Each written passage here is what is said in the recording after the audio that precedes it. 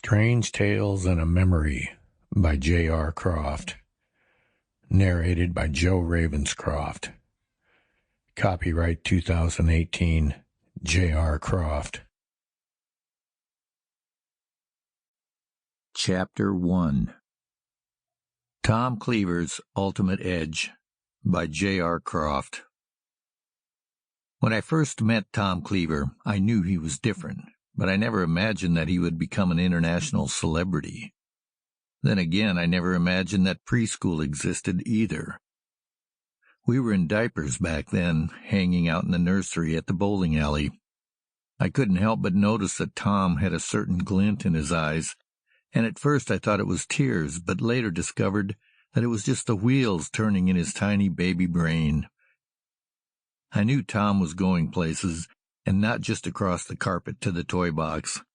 No, Tom Cleaver was different, and he was ambitious. As his name might suggest, Tom Cleaver was fascinated with cutlery. He began sharpening butter knives when we were still pooping yellow, much to the surprise and injury of his family. I remember that Thanksgiving when his uncle ended up in the emergency room with a gashed finger after he scoffed at Tom's sharpening skills. We had just turned 1. By the spring of that next year, Tom became known in our town as Baby Blades.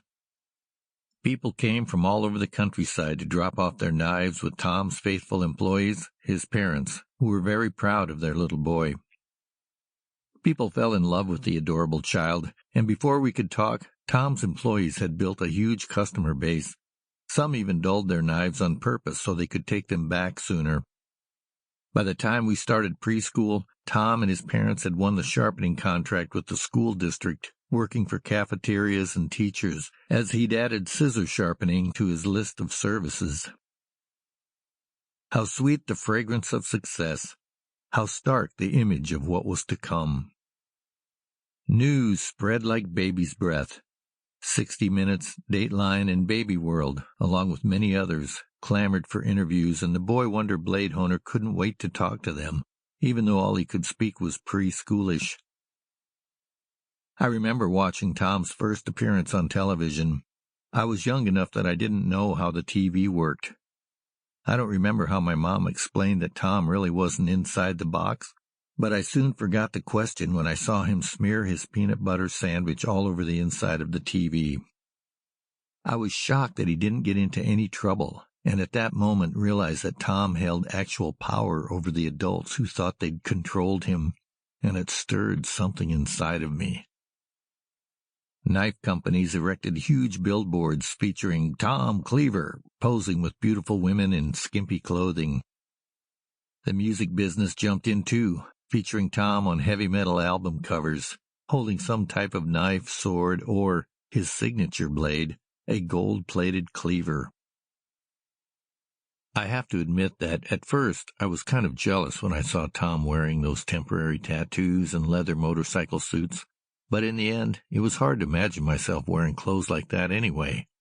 I always seemed to be wearing my one-piece bunny rabbit pajamas when I saw Tom on TV, and that could have swayed my opinion.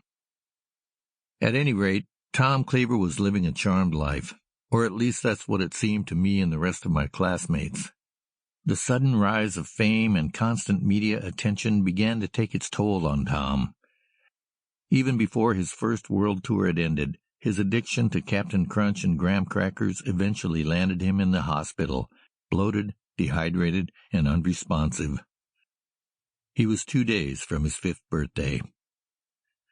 I went to his birthday party at the hospital, and when I asked him how it felt to be 5, all he could say was, "I was 4 for a long time." I knew right then he was in bad shape. Tom Cleaver's fall from fame was not that much different than the sinking of the Titanic, or the fall of the Roman Empire, but he was too young to see the symbolism. The misfortune could not be ignored. Sharpening orders dwindled to a trickle, advertisers left in droves, and Tom's sharpening teams, appalled by his lack of self-control, abandoned the company. Massive numbers of orders still remained from his glory days, and Tom's parents, overwhelmed by the sheer amount of work, scrambled to find help and keep going. As if Sample complete. Ready to continue?